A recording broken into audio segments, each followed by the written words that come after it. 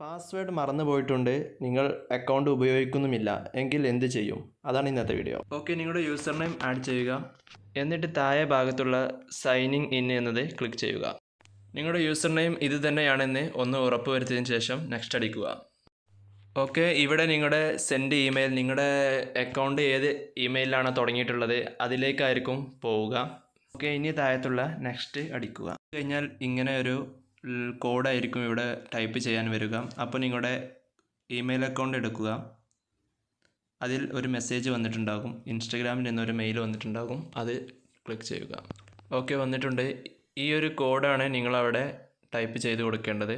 എന്നിട്ട് ഈ നമ്പർ എടുത്തതിന് ശേഷം ഇവിടെ വന്നിട്ട് ഒന്ന് ടൈപ്പ് ചെയ്ത് കൺഫേം അടിക്കുക.